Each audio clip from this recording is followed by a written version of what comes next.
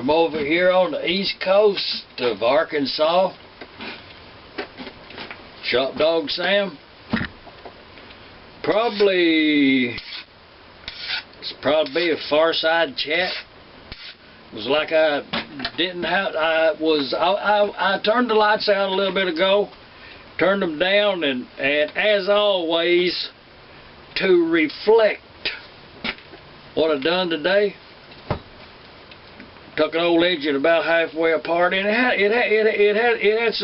somebody had a pipe wrench to it, and I forgot to file them.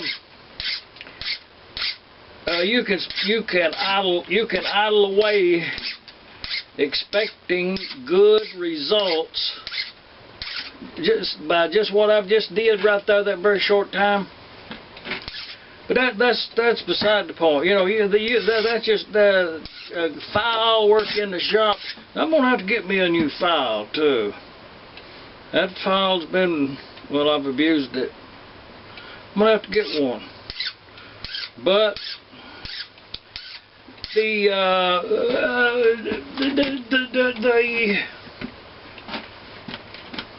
what's so questionable about the whole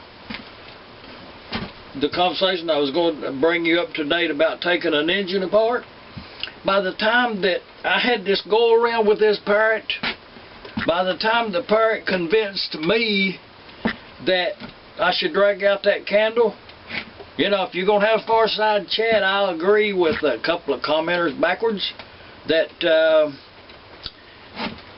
you pretty much are required to have a fire if you're going to have Fireside Chat. So we got it all covered. We got the parrot, and also it was a question and answer period on my part.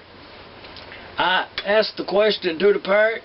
I was working, and the parrot was on the sideboard over there, and I was kind of busy with what I was doing, but I said, parrot, I says, hey parrot, I said, are you kin to that Norwegian blue parrot that's pushing up roses over yonder in England? Bottoms up, flew the coop, dead. a John Cleese classic, a John Cleese classic about that Norwegian blue parrot pushing up daisies. I questioned Isabella. I was working, and I said, hey, Isabella, I said, sometimes I catch the parrot off guard with a question. And you know, it's just me and a machine running, and sometimes I get this feeling, not a squawk one out of the bird. Don't mislead me. And I tell you what I have to bring to, not to have a Fireside Chat and have nothing to leave you with. I tell you what, that parrot had a squawk when I tried to put that microphone underneath her wing. That parrot had, it was, I mean, I won there for a couple of days, but I had to get that microphone off of that bird. I must go and say Isabella 1, Shop Dog Sam 0, as far as, let's say, bugging a parrot.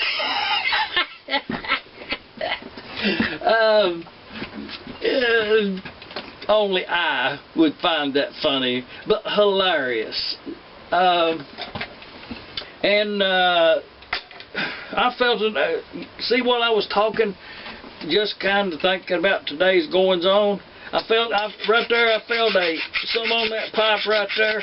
And when you working with a piece of metal, and it's got a log this in as a shop tip. If it's got a little, I mean, this is basic. It's basic. I agree to it. But you know, an amateur would not know to do that. Knock that down right there. It don't have to be completely gone, but pleasing to the feel of your fingers and eyesight too. We're not going to paint this engine. So, see, I've actually got something done. And if you learned boys and girls, if you have learned anything, see that looks real good now. I mean, you're not going to be able to see it on a close-up, but oh yeah, it's got to be done. Whoa, see what I mean? Did y'all see that parrot move? I was ignoring the parrot, and something, you know, I think I elbowed that pair of ice grips like that. Whew. Oh, it scared the life of me. I thought the parrot had made a flutter over here. Let's see. No, she ain't too hot. Oh, it happens all day long, you know. You learn to live with it, so I think there was some movement there, because I believe it's going to be on film. I think I have documentation this time that there's been some movement. Hey, not a word, not a flutter.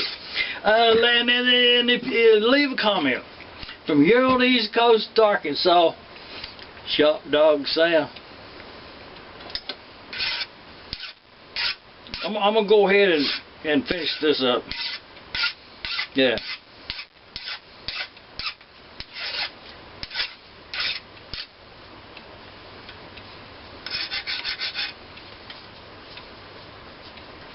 Yeah, I think that'll be alright.